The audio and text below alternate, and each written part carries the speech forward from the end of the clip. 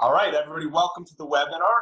Thank you guys so much for joining. My name is Shannon Roddy. I'm the founder of Marketplace Seller Courses, online courses, resources, and tools for brand owners and private labels looking to grow and scale their business on Amazon. I have with me today special guest Jason Magee. He is the Director of Seller Partnerships at Teikametrics. Jason is obsessed with helping brands successfully scale on Amazon using their incredible tool. And when he's not curating world-class partnerships to spread the word about how Teikametrics can benefit brand owners and sellers on Amazon, he spends most of his time chasing around his 2-year-old son. Jason, thanks so much for joining me. I appreciate it, man. Thank you so much. It's I know we've been wanting to do this for a while, so for us to actually get some FaceTime and do this properly, man, I'm pumped to speak with you today. Yeah, I think it's going to be really great. So, guys, just to give you an idea of what we're going to cover, we are going to talk about some really vital topics around Amazon advertising.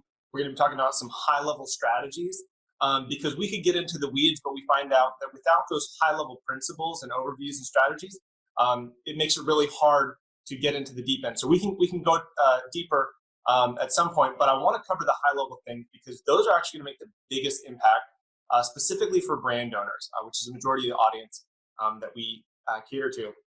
Jason, to get started, tell me a little bit about Teikametrics and your background and how you got involved, because I think that's going to be part of the really neat story working up to today.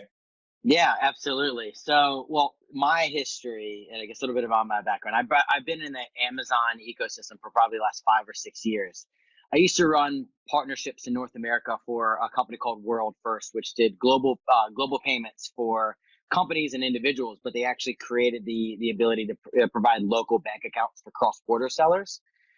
Ironically, I met Alistair at a conference probably about 5 years ago. It was the SCO conference, Sellers Conference for Online Entrepreneurs. Not around anymore, but there actually I found Alistair, introduced myself to him, and I was like, Alistair, we need a partner. I see you're creating a lot of very good tools, leveraging Amazon's API to help sellers. At the time then, it was more inventory management and repricing. So long story short, I started the relationship with him. We worked together for about 5 years while I was at my previous company. And Alistair goes, look, Jason, we're building something great over here. Even though we've been doing this a long time, we're really about to scale massively. I'd love for you to come join. And I looked under the hood at Teikametrics, and I was just blown away. Most importantly, it was just the caliber of folks, the people here. Teikametrics, we're a data science company that helps the sellers and brands optimize their Amazon business for profitability. So our bread and butter and our crown jewel was being one of the very first folks to build into Amazon's advertising API and building automation tools around that. Since then, even though that's still the crown jewel, our advertising workflow and automated bidder, we now do a lot more that provides a lot of context for sellers to understand profitability, the relationship between advertising spend and their total revenue, et cetera. So our latest solution, which we'll talk about, Teikametrics Flywheel, blends all of that together. So yeah, you guys just got another round of funding to really massively grow and build the business, and I saw the cool picture with the rainbow over the headquarter building, highlighting that. But you guys are on massive steroids growth, but committed to maintaining quality, committed to bringing in the right people. And I know that there's actually a pretty significant percentage of the statistics in terms of is it the gross revenue that Teikametrics handles in terms of Amazon? Well, yeah. So so now and by the time this probably airs, we'll probably have more. But we're about 80 folks, primarily based in Boston. We have thousands of sellers that use us, and we actually manage about $6 billion worth of Amazon's GMV. So looking at what the percentage is, that's like 4.5% of Amazon's total GMV. We're powering and optimizing for, and we're pulling in data on behalf of that. So it's very, very significant. And what's cool is it's not just like you took that's what they were already doing it and just managed it. You're actually helping businesses scale and get there, like actually increase that. And I imagine that the more companies you bring on and the more they scale, that percentage is just going to grow. Well, yeah, you nailed it. I mean, so for us, a few stats I think are important. So on average, we ran a cohort analysis of folks who use us over the course of the first 60 days. We were increasing their revenue on average of 34% while maintaining a constant ACoS. So that actually plays into what we call Flywheel, which Amazon actually kind of dubbed after Amazon's Flywheel, which is a series of small activities that you're doing on an individual basis. The compounding effect of raising the overall total aspect of growth of your business. That's what we do here. So yeah, you're exactly right. And we talk about ACoS sort of being like a made up metric by Amazon. And you and I sort of geeked out over talking about total ACoS, right? Which is, hey, for every dollar you're spending, how's it impacting your total revenue? That's what we're here to do. We're not here to manage folks' businesses as they are. We want to be the catalyst that helps them scale. So let's go ahead and start with Amazon advertising growth. And I've got a couple of statistics. This is from an article that came out just a couple months ago. If you look at the current numbers, you have Google still controlling about 37% of online advertising, Facebook behind that with about 20%, and Amazon only with 7%. But the important thing to note is not the current percentage, it's the rate at which they are growing. And what they found that is from Q3 of 2017 compared to Q3 of 2018, brands increased spending by 250%. So the effects of the growth is massive. If you look at companies and you're betting stocks and stuff, you can look what all the current companies are in terms of what their current valuation is, current revenue. That's great. But what you're really looking for is the growth, because that's going to tell you the future. If you have some companies that are basically capped out and they're either sort of maintained or even slightly declining, that gives you a clear indication of the future. And what we know is Amazon advertising is becoming such a significant portion of the Amazon business as a whole that I believe probably even within the next 3 years, no business or very, very few businesses are going to be able to successfully mitigate Amazon without having Amazon campaigns and PPC as a significant part of their strategy, unless they have just a complete off Amazon influence or affiliate strategy. 100%. I mean, even the biggest brands who never like sort of worked with Amazon, you see Apple, you see like J. Crew, Nike, these are folks who are like, okay, I can't ignore Amazon. We're actually going to partner with them now. I mean, just to throw some more stats out there, I'm just looking at some of them I've written, like Q4 revenue was 3.4 billion, which means it was a 95% growth over Q4 of last year. They created a $10 billion business with ridiculous growth every single quarter. And one of the stats that I think was really important is Nanigans, actually our CTO came from Nanigans. So Nanigans, they say that Facebook, Google cap of ad spend, Google gets about 21% of it. Facebook gets about 19%, and Amazon's already up to 14%. But over half the brands who were a part of that study are going to be significantly increasing their Amazon presence as well. So, and I think the thing that I wish I coined this because it's so cool, but they say that Facebook is where you go to see what folks like. Google is where folks go to tell you what they want. Amazon is where they go to buy. So that's the reason is becoming more measurable. And when the folks are going there, they're not looking for a statistic or a cool video. They're going there to actually buy something. 100%. And I said this, I was quoted in an article saying this. It's like literally the most powerful direct response weapon ever devised. And we've all seen the black and gray hat tactics with Amazon, which is just terrible. This is the most white hat in alignment with Amazon's terms of service that you can do to healthily grow your business. Yeah, I agree with that. We'll get into some of the details in terms of conversion rate. But from what I see, a typical e-commerce landing page is going to convert at 1.5%, maybe 2.5% if it's really good. With Amazon, we look at average conversion rates of between 5 and 10%. And if it's healthy, 10 to 15%, and if it's strong, 15 to 20%. We have some companies doing 30%, conversion rate. That's insane, and it's because it's a closed system. It's because it's a trusted platform. You're not going to get that anywhere off of it. But let's go ahead and talk about the next component, which is why campaigns are so vital. So let's go ahead and dive in and cover that topic. Well, I guess the thing about Amazon is, and we may cover this as well, but a little bit later, but Amazon has a sort of two different types of campaigns you can run. You can run automated campaigns and you can run manual campaigns.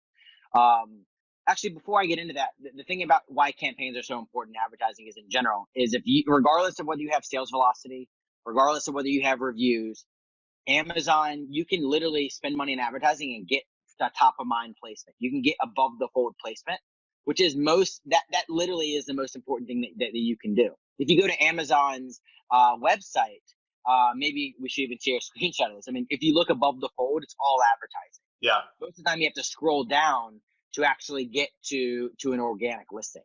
So, Yeah, like TableMate is one of the companies I work with, and because we have brand ads and sponsored brands, sponsored product listings, if you search in TableMate, 9 times out of 10, you're going to see our brand ad at the top, covering the entire top half fold, and then 3 yep. sponsored product listings, and we own that.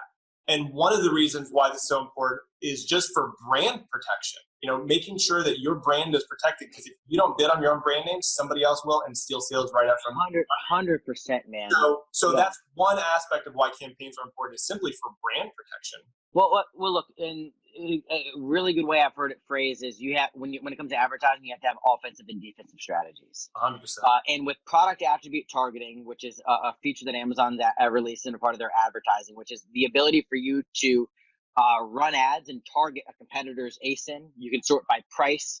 You can sort by review, like their review amounts or review, like number of stars. You can literally go out there and target somebody else's brand, and you best believe if you're not protecting your own brand and bidding on that, somebody else is.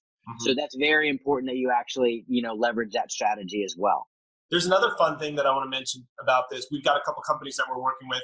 They've got accessory products, and they're actually going to be using that product targeting to actually advertise their accessory products on their primary products, which also means that if they're advertising on their products, their competitors can't. So again, brand protection, increase in sales. Let's just talk about from a driving traffic standpoint. If you've got a certain percent, if you haven't started running campaigns, it seems overwhelming, it's confusing. You're like, we've got organic sales. We're doing 15,000 a month, for example. It's not bad. It's decent growth. Let's talk about what campaigns can do to increase and enhance that, and what that looks like over time.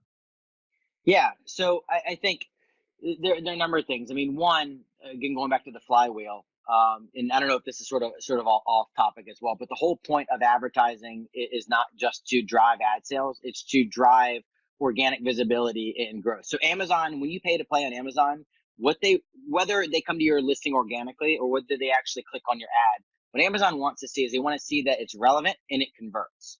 The beauty about advertising is you have the ability to get folks to click on your listing. Therefore, when you actually get that traffic to convert, that's positive in Amazon's eyes. So by having that advertising strategy, that's directly impacting your search relevance when it comes to your organic rankings as well.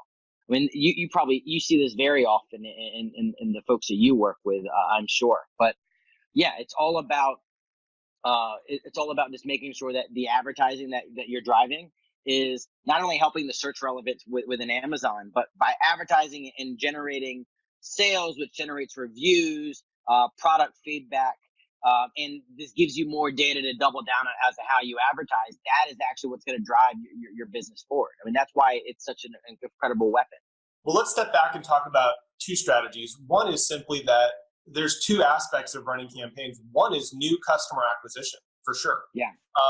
We always say that Amazon is a branding platform before it is an e-commerce platform. And that's something that a lot of people don't think about. They go, well, I don't really want to be on Amazon, or, I'm not sure if Amazon really makes an impact. Over 55% of product searches start on Amazon. And even if people are planning on buying in store, they'll do the research on Amazon because they know that, for a majority of it, they can trust the reviews, they can look through the customer comments, they can see the number of sales, based on the number of reviews, that kind of thing. So just the ability to make sure that your listing is optimized, that it presents your brand well, is so critical. And advertising is a way to get in front of new potential customers. So people think, well, I don't want to advertise on Amazon because, it means it's not my customer. That's not the point. You can still effectively build brand awareness by using Amazon campaigns effectively in conjunction with listing optimization. So I think those things are super important. And then, as you mentioned, it's not just new customer acquisition. It's making sure that you're staying in front of your current customers, your old, people who have purchased from you in the past. You have to fight for it, because if you don't, somebody else will. And again, Yeah. everybody's looking to do it. It's just a matter about who does it better and who does it fast. Well, look, there's a good point too. And when you look at like campaign strategy, or forget about campaign strategy, which will come with this, look at search strategy. If I'm a buyer, I'm either going to go on Amazon and I'm going to look up something generic, like your water bottle. I'm going to look up, stainless steel water bottle. So that's a generic search. Or I'm actually going to go in there and look up a brand. I'm going to go look at Yeti. So if you're trying to build your brand, you need to make sure you're dominating. Nobody's searching your brand, so you need to make sure you're dominating the generic searches, and then even maybe bidding on your competitors as well.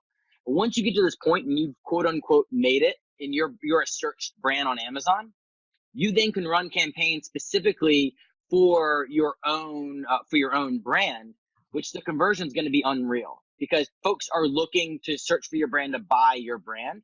That actually is how you can refine your strategy moving forward. So that's actually just another way that you can look at like campaign structure in terms of and just literally just putting yourself in the shoes of a buyer or a purchaser who's going to the website. So that's just one strategy. And look, if you're to your point, if you're building a brand, before they know who you are, you need to help build up that audience as well. So that actually allows you to gather new customers as well as stay in front of folks who are now looking for your brand. So it's sort of an all-encompassing strategy. Yeah, 100%. I mean, again, using TableMate as an example, we went after the very, basic search term of TV tray. They're one of the original TV trays, been around for 27 years at this point. But that was our target. We knew there was several thousand people searching for TableMate, so we were already going to be able to get that traffic.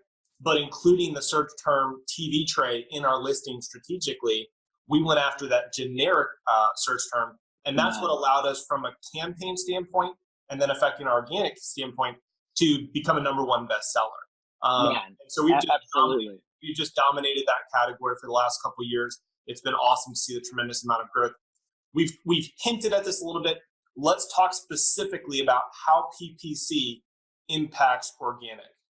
Yeah. So, a few things here. Number one, I think we should even just start with listing optimization. I don't know if you want to chat about it, because I think this plays into why PPC matters as well.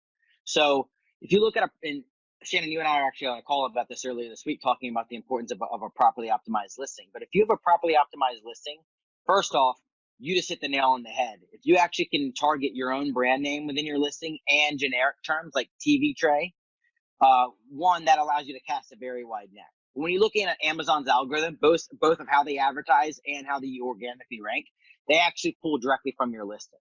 They want to make sure that your listings, those keywords, are relevant. When somebody goes to search, that when they actually do click on it, it actually does convert as well.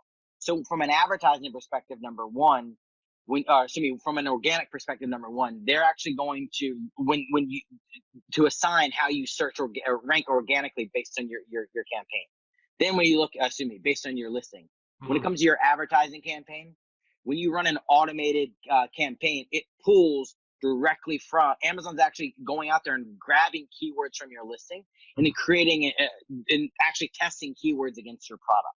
Sure. So if you do that properly, that's the first domino to fall. You already are set up to rank organically as you get the traffic and conversion in the sales. From the advertiser perspective, now you're showing up. Amazon's testing relevant keywords against your listing. And then when you put those keywords into a manual campaign, you know that those are keywords that are already converting because Amazon's giving you the data. Now, when you're advertising effectively, and like I said, you're showing up, you're relevant, they're converting very well, that has a phenomenal impact about how Amazon sees your product in terms of search relevance. So that directly impacts how you rank organically. So that's sort of how it all works together. Let me step back, and there's two principles that I want to cover. These are both things that we cover on our weekly webinar as well as in our course. The first one is, let's break down the Amazon flywheel. Okay, so this is the Amazon flywheel we've discovered on Amazon, and it's actually pretty simple. If you can figure this out and how to do it well and effectively leverage it, you'll be successful. The first one is optimize your listings, right? We talked about that. You've got to do the keyword research. You've got to integrate it. You've got to work on your images, your title, product features, descriptions, enhanced brand content, and the search terms in the back end. All very critical, okay? That's step number one. Step two is launching your products. Most people never move to step two. They put it out there, cross their fingers, hope it sells. It doesn't. So step 2 is launching your products, and there's two ways you can do that: internal traffic using campaigns, or external traffic using things like affiliate marketing, partnership marketing, etc.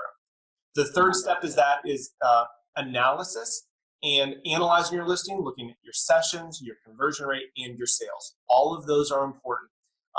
One thing to note, just as a caveat, as you reach and cast a wider net to get new customers, your conversion rate is going to go down because there's new people who are seeing your listing that aren't converting, but your sales are going to go up. As long as those metrics fall in line, you're doing okay. So you have to look at things holistically and understand how to analyze it. And then you wash, rinse, repeat. You go back and say, now that we've looked at this analysis, how can we make tweaks to optimize our listings? And then drive more traffic, and then analyze. And you just continue making small, finite things, decisions and opportunities within that flywheel, and it just continues to spiral and grow and build your sales and your brand. Yeah, you nailed it, my friend. And then looking at advertising as a microcosm of that as well.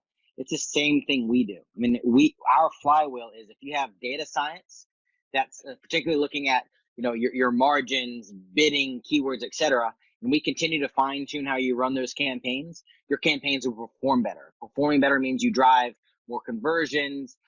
You're selling more. You're leading to more reviews, more feedback. You're leading to more sales. And then what does more sales give you? It gives you more data. And then bring it back into your flywheel and start looking at, your conversion metrics, your keywords, etc. I mean, there's so many different flywheels within it, or there's a huge flywheel, the very different components of it as well. I mean, you're exactly right. And you just need to pay attention to all of it. It doesn't mean you need to do something drastic. You need to do, what is that really cheesy saying? I'm not a big star. I'm just a small star that kept shooting. Yeah. I feel like that should be like hanging up in my wall, in my house, by the way. But yeah, you're exactly right, man. You see, do a series of small things very well and just repeat the process. So let me bring you into another principle that we discuss. I don't know if I coined this term, but I use it a lot. And I call it the Amazon trifecta. And again, we've alluded to aspects of this, but I want to break it down because, again, if you understand the trifecta, you're going to understand how to optimize and run the flywheel. So the Amazon trifecta is, again, 3 components. The first one is discoverability.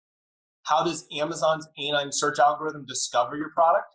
And then conversely, how do customers discover your product? And you have to start with SEO keyword research. It's imperative. Do not create a listing if you have not done the SEO keyword research. Second of all, understand how to integrate that into the listing. So discoverability, how people discover your product. Number 2 is what we call buyability. And that just means an optimized listing, the images, the product features, all that. What percentage of people who hit that landing page are going to want to buy the product? Mm-hmm. And if you look at it for a specific term, if I search that term, that becomes discoverable, that a customer searches it and my product comes up organically or via sponsored product. They hit the landing page and our buyability is high, meaning we're going to get a good conversion rate. That impacts rankability. So if I search TV tray and my listing is optimized for TV tray, I've got the SEO keyword terms in the listing, the detail page is optimized, so the buyability is high, and they click purchase on that, then my product will increase organically in ranking for the search term TV tray. And so there's the 2 aspects where if a customer searches and they buy, there's 2 weighted aspects of it. One is organic, which is weighted slightly higher because people, Amazon knows if somebody organically searches it, finds your listing and buys, that's a really good sign. But advertising and PPC also plays into this. Because if I search TV tray, and even if it's a sponsored listing, even if organically I'm still on page 3 or page 7, it doesn't matter. If they click on that and buy, that increases the sales performance history of the ASIN. Amazon loves that. They know that that search term is relevant for that product. And even though it's weighted slightly less than organic, it directly impacts the organic ranking of that listing. So that is the Amazon trifecta combined with the Amazon flywheel. You basically have your blueprint for success. I really had to write the trifecta down because I think that's so great, man. Yeah, I mean, I haven't heard it anywhere, so we're just gonna say you coined it. I think you really did, by the way. No, but you're exactly right, man. And I mean, it's almost it's funny. I think it's almost like a cheat code. I mean, look, it's kind of you have to pay to play, which is kind of frustrating in and of itself. It's like another toll. But if used effectively, you're not spending money on doing these other things that you can't measure. The whole point of doing things properly is to be able to measure them and then tweak them.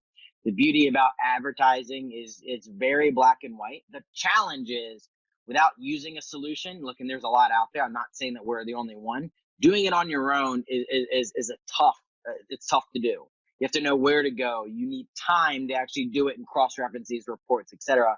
So the thing is the beauty is, especially if you're a smaller business, maybe a couple ASINs, you don't need necessarily crazy tool. I mean, obviously they're still going to help, but like the beauty is it's a level playing field in a lot of ways. So that's what's exciting about it. Yeah, and I'd say here's the basic, analysis. If you only have 3 to 5 ASINs and 3 to 5 campaigns, you can, to an extent, manage those on your own. Once you're doing even $5,000 to even $7,000 a month, there are opportunities that you are going to be unable to uncover without spending hours and hours every single week. And again, Amazon does not make this easy. It's just the way it's set up. You have to pull in these different reports. You've got to sort these CSV spreadsheets, figure out which broad match terms are converting and which ones are negative. And like, it's very, very time consuming. You can't, once you get past that point, you got to make a decision as a business owner. When do I bring in somebody else? When do I hire the big guns? But that's let's go ahead and talk specifically about strategy for automatic campaigns. And then after that, we'll cover strategy for manual campaigns. Let's talk about automatic campaigns. Yeah. So automatic campaigns are incredible. So just for those who, I mean, I'm sure everybody knows, but if not, you can run an automated campaign, which what's happening is Amazon, you set a budget, and then Amazon will go and pull keywords from your listing. And then Amazon will then run advertisements based on those keywords. And then they'll actually run the conversion analysis as to what keywords are actually looking to, not only driving clicks, it's impressions, clicks, and then conversions. Right. So if you're able to see the impressions, clicks, and conversions, you can go, hey, by the way, that keyword's converting very highly. So the beauty about that is you're not having to go, you do keyword research for how you want to optimize your listing. And actually use Amazon's automatic, it's good strategy to use the automatic campaigns, the results history, to actually then go back and refine your product listing. So the beauty there is that you set a budget, and then Amazon's actually grabbing those keywords and then testing them on your behalf. So that just tells you right away, do I have a good listing or not? Yeah, for sure. And I want to highlight something really quickly. Amazon pulls from your title as the primary search field. It's the most heavily weighted search field. Beyond that, it is the search terms in the back end, which I can tell you from experience doing this for over 6 years with 80 brands, 98% of all sellers do this wrong. So make sure you delve in and learn how to do search terms, because if you don't, and we've got our course on optimizing listings that shows you exactly how to do that. If you don't do that correctly, it's going to make it difficult for Amazon to pull correct terms using the automated campaigns, and your results just aren't going to be as good. So if you optimize that correctly, the automatic campaigns are automatically going to be more effective.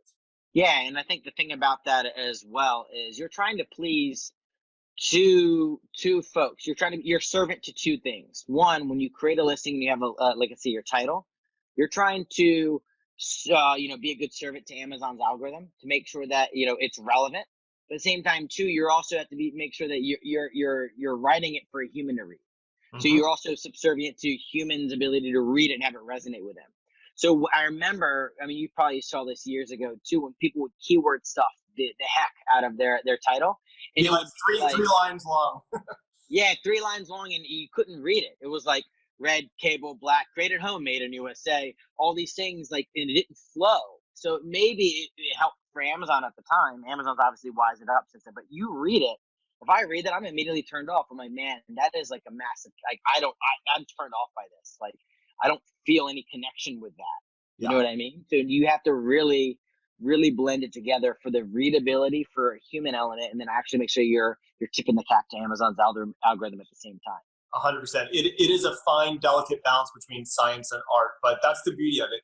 It requires a lot of creativity, but once you nail it and hone it in, then that's it, man.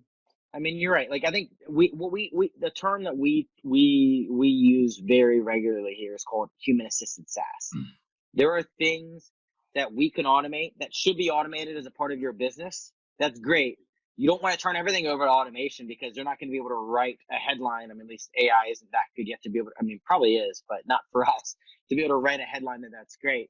You want to be able to take in the context of the human going, look, I know the strategy. I understand how, how things look from a readability perspective, or I think I know things that I can do to impact the business. I want to delegate and make sure that this is running itself because A, I don't have the time. B, I'm not a computer and I have to, sleep at times, and C, like I'm not as smart as a computer running those complex algorithms. So and it's a little bit of a rant. It's just data. And so what we look at is automatic campaigns are great to not only give you key indicators of search terms that convert, but also will help you discover the long tail SEO that may not show up in any search engines or keyword research tools that you use. So acquiring long tail data is incredibly important. And to your point, looking at Walter Isaacson's book, The Innovators, where he talks about the invention and innovation of the computer over several hundred years. He talks about this idea of people always asking, is it man versus machine? And, are computers going to run everything, or are humans going to run everything? Who's better? And the truth is, it's a symbiosis between both. And once they discovered that and realized, there are things that a computer can do better than a human, maybe calculations, for example. But there are things that a human can do better than a computer that a computer is never going to be able to do. So that's why they said, well, then we need to create a simple interactive interface. And that's why we said, well, people are very visual, so let's make a screen. And the second thing that we use is our hands. So let's make a keyboard and a mouse. And that was literally how they created the computer that we are both using today. And we'll get to this at the end, but Teikametrics basically takes that and says, okay, here's what the computer can do best.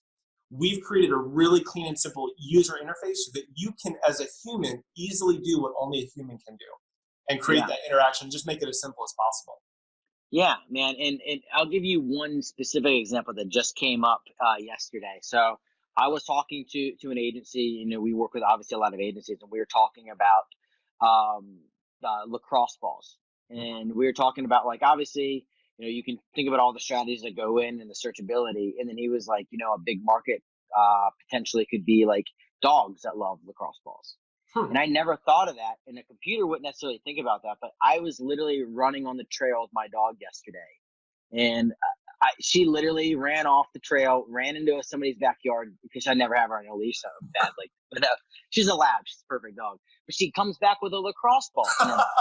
And I'm sitting there like, I could not make this up. I called this guy yesterday. I was like, you're not going to believe this, man. This just happened.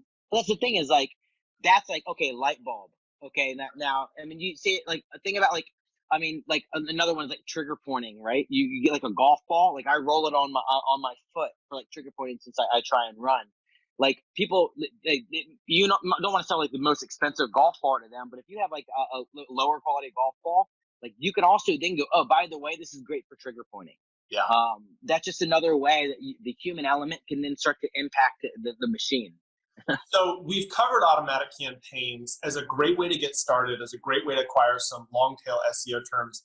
Let's transition and talk about strategy for manual campaigns and how automatic campaigns directly play into that. Yep, exactly. So manual campaigns, what that is now that you know the keywords that are working for you, you can go out and you can you have campaign level, then you have ad groups. Within the ad groups, you have keywords. So what that means is you control the keywords that that you actually, instead of Amazon grabbing the keywords for you, you actually have the ability to hone in on specific keywords. You can set the budget and actually adjust the bid on those keywords as well. Now, the recommended flow is to have it's called a mirroring structure, which is you have an automatic campaign, and then within the automatic campaign, you have at least one manual campaign associated with that automatic campaign. And that manual campaign, the ASINs that you're driving traffic to should have similar margins, maybe similar pricing, similar products. You want to make sure that that's set up correctly. And the right flow is within a manual campaign, by the way, you can have broad match, like a boot. So it pulls in everything, like women's boots, men's boots, whatever. It's just a very broad match. Then you have phrase, which is like men's boots. Or you can also do an exact match, which is men's brown boots size 10. Mm-hmm. So as you look at the searchability, you're going to get broad's going to get the biggest, but the conversion is going to be worse. The phrase, you're going to have better conversions, but less traffic, and then exact is going to be less traffic, but you're going to convert the heck out of that thing. So the right workflow that we recommend is having an automatic campaign. When you find your winners within your automatic campaign, you move them into a manual campaign. And then when you're looking at your manual campaign, you then need to do retargeting there, which is take the broads that are performing well, that should be moved to phrase, and move those to a phrase match. Take your phrase words that are doing well and move them to an exact match as well. And then you can continue to refine and needle and test what's actually working. So that would be the structure that I recommend. Very basic one-to-one mirroring structure. That's what I recommend. Yeah, and I agree with that, absolutely. And for people who aren't as familiar, automatic campaigns only use broad match. So if Amazon's automatically running, they're not going to use phrase, they're not going to use exact. And in some cases, we've actually had situations where phrase match will convert better than exact match. And so there's just so much data. Like I said, once you're running more than three to five products, once you're running more than 3 to 5 campaigns, and even at that level, you might be doing such a significant volume of sales, and you might have so many different search terms that it becomes impossible to manage manually. 100%. We know that, having done this, again, working with Amazon over 6 years, we know that there are so many tools that to be successful on Amazon, you have to use third-party tools. And when you look at, growth in conjunction, those tools give you scalability, which means it takes time off your plate. It typically reduces costs. If you're using an agency, for example, or different things, it typically reduces your costs and allows you to focus on running your business, looking for new product lines, building and growing, creating brand awareness, whatever the strategy is, whatever you're doing. It frees up time and energy. If you do all of this manually, you do not have a scalable business, and you're going to be locked in front of your computer 12 to 15 hours. Yeah, what is it, working on your business instead of in your business, right? Absolutely. So we've talked about automatic campaigns. Manual campaigns give you the ability to dial in real quick. I don't want to go too deep into it, but let's touch briefly on adding negative phrase and negative exact match. Can you just talk about what that is and why that's important? Yeah, exactly. So negative keywords would be keywords that are driving impressions and they're driving clicks, but they're not converting. So an example of this may be, I'm just trying to think of one off the top of my head. Just a boot example, it could be like boot laces, for example. Well, you don't sell boot laces, you just sell boots. So people are searching boot laces. Amazon's serving up your listing for boots because it's in there. See the relevance, yep. But it's not converting.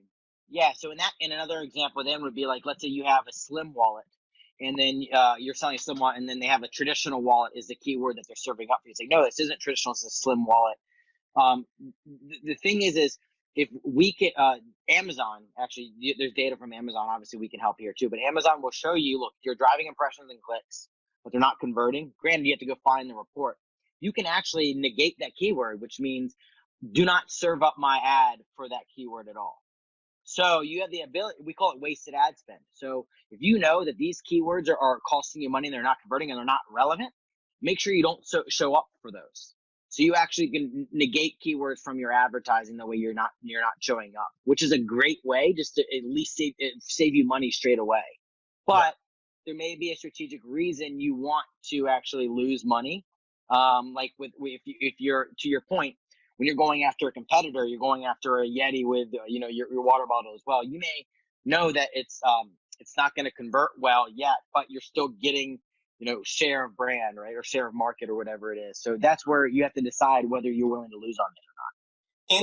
Any tidbits in terms of using negative phrase versus negative exact, in the sense of just like phrase match and exact match, you've got negative phrase, which means including these keywords. Are there chances where you could include negative, a term as a negative phrase match, which actually might block out some of the ones that do convert? And is there any recommendation between each of those different negative match options? Yeah, and I'd love to have your opinion on this too. I mean, it's so contextual, right? Because I go back to the boot example. You might not necessarily want to show up. You may want to phrase out. You may want to phrase out, boot laces, but you actually want to cross sell laces as well. So there may be reasons you actually want to show up for it. So Yeah, I mean, it's tough without looking at a specific example, but then I would just look at the context of the overall strategy and what they're trying to do. Well, it comes back to Um, the human element then, that you need to have the data. The goal is making the data accessible and making it easy for you to make those decisions as a human. A sure. really good example, just from the proactive, broad phrase or exact. The campaign may say, "Hey, look, you're bidding way too high in this keyword. Bring it down." But we know that that's actually our brand, and we want to overbid on our brand. We'll be in the $5 to $10 range. Just if Yep. anybody decides to get cocky or try, we are going to dominate and own that. Nobody will be able to steal our brand. That's a very, very, very good point. And that's something that we have to do. So we've we've, Um, we've covered the strategy for campaigns. We've talked about phrase match, exact match. We talked about automatic and manual. I want to dive in and talk about how this affects the flywheel effect, and then talk specifically about Teikametrics and how it can make it really easy for Amazon sellers to navigate that flywheel effect and use your tool and service. yeah, I think you hit the nail on the head. Actually, one other thing just to touch on the negative exact and things like Yeah. that. One strategy that folks might want to use is when you move your keywords from auto to manual, you negate that broad match within the automatic campaigns as well. So that way you're not, I mean, you already know it works. You don't need Amazon to tell you again. You can control it more. So that's one other strategy you could potentially use. But going into the flywheel effect, I think you hit the nail on the head, which is we've talked about everything that you can do, and yes, you can do it manually. There comes a point when you need to look at where is my time being spent? Is my business? How can I scale my business effectively? So then you need to create systems about monitoring and the actions that you're going to take as well. So I think that's where a company like Teikametrics comes in and again, I know this is more so about the value, but diving into what we do, one, a lot of I think there's basic blocking and tackling, as we call it, which is, do you have a system to see negative keywords and be able to remove them directly? Do you have a system for moving auto to manual? Do you have a system for refining manual keywords? And then do you actually have a system for actually bidding? That way I'm not having to go in there and just bids. Short answer is yes. We obviously do the basics there, but it goes into a lot more detail than that. What we do here, and Shannon, you know this a lot, there's sort of two APIs that Amazon has open for folks to get data from. You have the advertising API, which gives you all the advertising data, and NWS API, which is all of your sales, conversions, inventory, listings, etc. What we do and what we found when we actually created the advertising, our first iteration of the advertising platform called Sponsored Product Optimizer, folks are coming to us going, "Hey, we want to do more advertising." While we were doing that, and we had thousands of customers using it, we go, "Wait a second. What if advertising isn't solving the right issue for this business? What if it's a band-aid on a broken leg? How do we know that they're effectively advertising the right products and setting the right budgets?"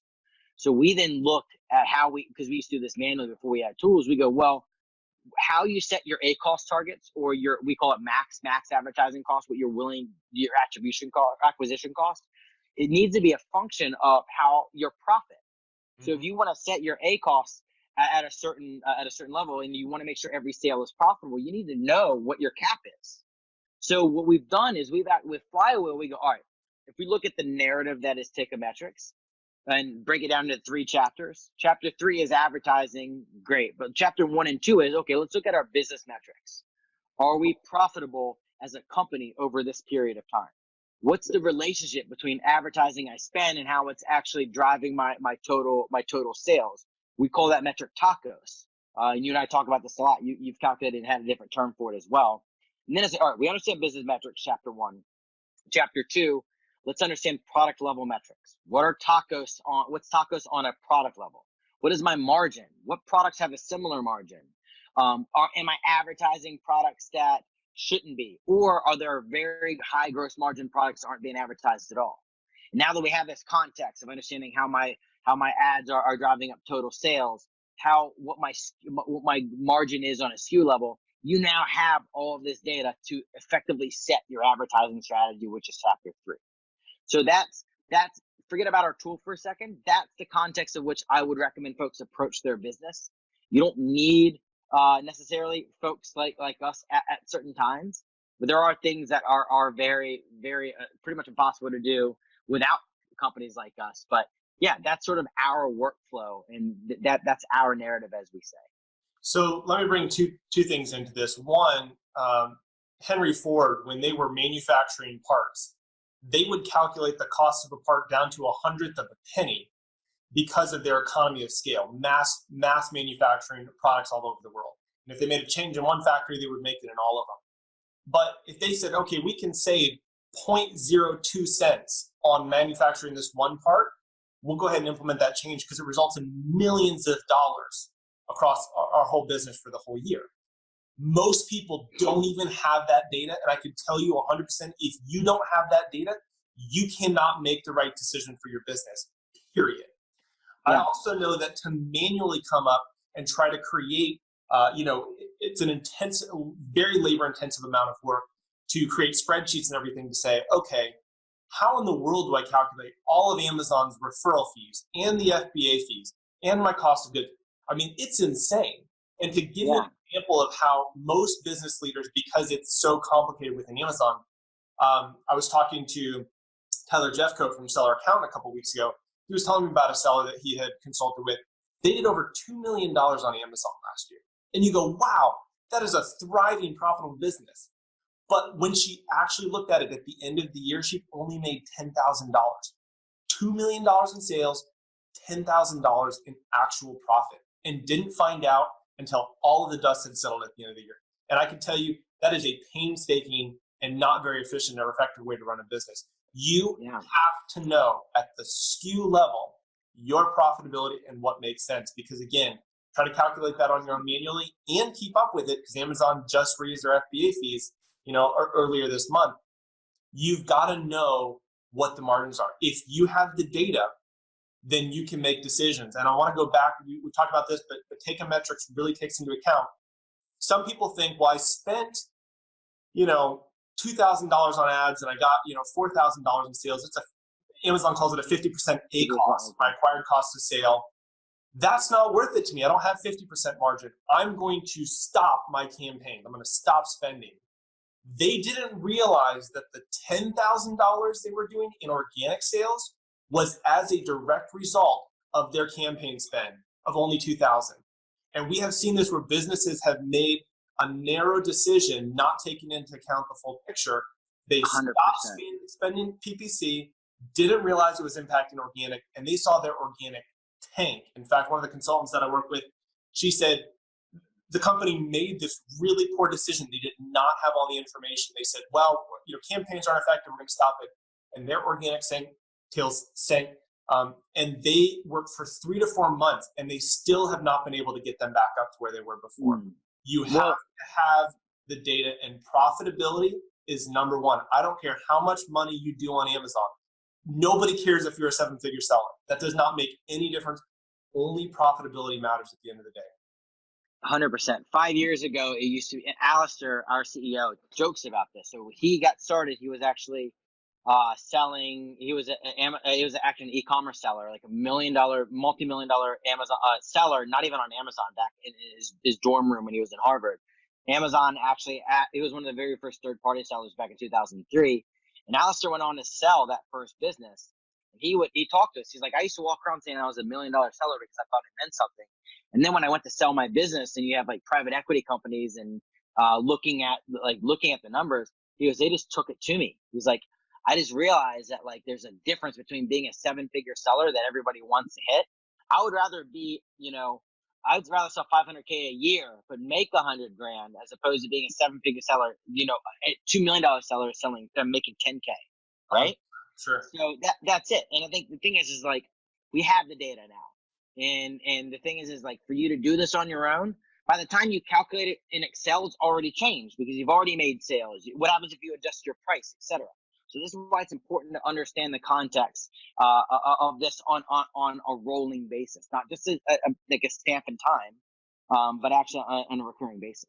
I want to talk real quickly about the one thing that sellers will be required to do, and this is something that you need to do anyways, but Teikametrics makes it easy. You need to, as a seller, calculate your own cost of goods. Obviously, you're going to know your cost of goods coming from whether it's factory or manufacturing in-house. As well as your inbound shipping cost. That's going to be your total cost of goods that you can upload easily in a CSV file to Teikametrics, because again, that's information obviously that they're not going to have without you providing it to them. Yeah. It does allow you to see it. Obviously, all the information within Teikametrics is 100% confidential. I know some people get scared and nervous and what are they going to do with my information and stuff? It's your information. It's safe and secure. It's a trustworthy company. Their goal is to help give you the whole picture of data with their easy-to-use dashboard and interface. Let's talk about, I want you to just run through the tool real quick. Talk about some of the different things they can expect to see using the tool, and talk about how much time they can expect to run their campaigns on a weekly or monthly basis. Yeah. So I'll use that chapter example, the narrative that I was talking about. So when you come into our tool, on our home screen, the very first thing that we're going to show you is we're going to show you, hey, over any selected period of time that you want, what is your total sales, what are your total ad sales, and what is your gross margin, your gross profit over that time frame. And the last metric that's straight away is tacos, the total advertising cost of sale. It's a number that represents how, for every dollar you're spending on advertising, how much is returning on total revenue. So an example of that is you want to see, let's say I have a tacos of 2.5, which means 2.5% of my advertising spend is what is the percentage between my total revenue. You want to see that number stay the same and sales increasing, meaning that you're actually driving over to sales, or have that number go down, meaning I'm having even spending the same or spending more, but the number is lower, meaning that my sales are driving a higher return on revenue. Then obviously that's the context, and you can see what's happening. You see the bid changes that have been done. We keep a ledger of all of that. We give you quick actions that you can take from that home screen. Second is product level metrics. We show you the profitability on a SKU level, the total sales, tacos, what campaigns are associated with. So you can say, okay, now looking at the individual level, am I advertising the right products? Am I missing any? Are my products grouped together properly, etc.? Then it goes to chapter 3. Okay, now let's see how do I have any negative keywords that I need to remove? Do I have words from auto campaigns that should be gone into manual? Within manual, broad to phrase to exact. We give you reporting on all of it, and then finally, the crown jewel is our value-based bidding platform, which is you give us your targets of what your ACoS or your max what you're willing to spend. We're not a rules-based system. It's data science. We go, okay, well let's take into account your conversion rate. Let's take into account your price. Let's do a series of thousands of very small changes and measure the effect of whether that's working on the bid adjustment level, and then doubling down on the winners. So. Yeah. Go ahead. I was gonna say one thing about time. Before we had this solution, we used to have our own managed service. We did this manually. It took us about 6 to 10 hours a week per client to do this effectively. So so times that by 4, you're talking between 24 to 40 hours. Literally, it's like an entire week of your entire month just for on a company level. So folks who use us, once it's set up, you're spending about 15 minutes in the tool. Obviously, you can be spending more time on strategy and context, etc., but we're replacing what was 6 to 10 hours a week into 15 minutes a week. So that's a time savings right there. And not to mention, not only am I going to save you the ROI of what's your value of an hour of your time, also we're getting you more results than you would be getting on your own. I had a job where they gave me a 20-hour-a-week job. It was part-time, 2 part-time jobs, one of them was 20. And I made it more efficient. I took a 20-hour-a-week job and made it into 15 minutes a day, and they laid me off. Thank you, and here's your pink slip. But the whole point is, I want to make another analogy for the flywheel, because this is, again, people they look at the cost and they go, I don't know, that seems expensive, right? How do I justify the cost? And I want to look at the flywheel and, again, look at the long-term effect on your business over the course of your life on Amazon, the businesses and the brand's life on Amazon. So one of the tools that we recommend is Feedback 5, right, for requesting product reviews. And it's very, very simple. A customer purchases a product and they get a feedback email. We are able to work with that customer if they have any issues or questions about their order. And then we send a follow-up email asking them to leave us a product review, completely in line with Amazon TOS, part of the App Store. And people look at the cost and they go, well, I'm only getting like a couple extra reviews. maybe per month on a single product, sending these emails. Is it worth the cost? And I said, you have to look at it from a long-term standpoint. Again, let's look at a flywheel. If I get a couple extra reviews per month, but that causes my product to rank a little bit higher, which means more customers see it. And because once they hit that page, we talk about increase in buyability. Now it's got 12 reviews instead of 10 reviews, for example. People, the conversion rate's going to be higher. Now more people are purchasing it. Guess what? Proof, more people are getting the email. And I told the guy, I said, look, you're spending $30 a month, which is just the base plan. I said, you're spending $30 a month to get a couple more extra reviews a month. I said, that can literally equate to thousands of dollars per month a couple years down the line. You 100%. have to look at the big picture. And literally, I explained that to him. Light bulb went on. He goes, I get it. I got it. It makes sense. So if you think about what Teikametrics can do to get you one more sale, to get you one more new customer, and get that flywheel going, increase the organic ranking of your product, which in conjunction with things like Feedback 5, give you more product reviews, increase your ranking, increase your conversion rate, and all you do is start spinning that flywheel. We're talking about taking businesses from $1,000 a month to hundreds of thousands of dollars a month to millions of dollars a year within a much shorter time frame, and understanding the profitability. That's the whole game plan. I mean, that's the whole package right there. It is, man. It is. And I know we're wrapping up here, and I know I thank you for the kind words on Teikametrics. The one thing I'll say about Feedback 5, to your point as well, is obviously the fundamental impact you can have on your down the line.